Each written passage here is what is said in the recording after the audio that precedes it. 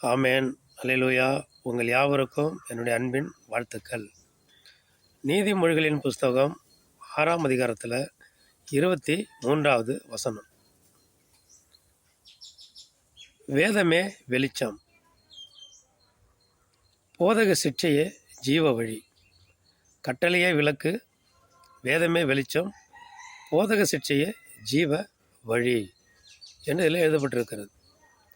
பாருங்கள், நமக்கு கட்டளை தான் விளக்கு. ஏன்னா ஒரு வீட்டில் ஒரு விளக்கு இருந்தால் தான் வெளிச்சமாக இருக்கும்.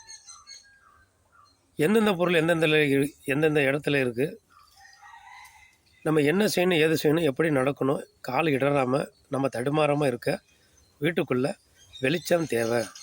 அதுக்கு கட்டளையே விளக்கு. அப்போ மனிதனுடைய வாழ்க்கையில் நம்மளுடைய இருதயம் என்கிற இந்த வீட்டில் தேவனுடைய கட்டளைங்கிற விளக்கு வேண்டும். அது வெளிச்சமாக இருந்தால் தான் மற்றதெல்லாம் வெளிச்சமாக இருக்கும்.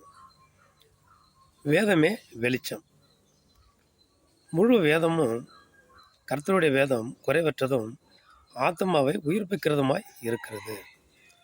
அப்போ நமக்கு வெளிச்சத்தை கொடுப்பது வேதம். உன் கால்களுக்கு தீபமும் பாதைக்கு வெளிச்சமாய் இருக்கிறது என்று எழுதப்பட்டிருக்கிறது. போதக சிற்றையே ஜீவ வழி. சபையில் பாஸ்டர்கள் பிரசங்கிக்க போகிறது ஆத்மாக்களாகிய நம்மளிடத்தில் காணப்படுகிற குறைகளை சிற்சித்து பதிப்பாங்க. அதை நம்ம மனதார ஏற்றுக்கொள்ள வேண்டும்.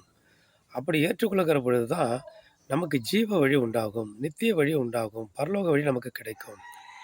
போதக சிற்றையே ஜீவ வழி. அதாவது நம்ம நரகத்துக்கு போகாமல் பரலோகத்துக்கு போகிறோம்.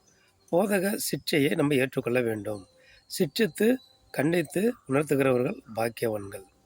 ஆனபடினால் இந்த வசனத்தின்படி நம்ம நடப்போம். அநேக ஆசீர்வாதங்களை பெற்றுக்கொள்வோம். பரலோகத்திற்கு போகிற கிருபைகள் நம்ம பெற்றுக்கொள்வோம். ஏன்னா வாழ்க்கைக்கு அதுதான் முக்கியம். கொஞ்ச காலம் வாழுறோம், இறந்து போயிடுறோம்.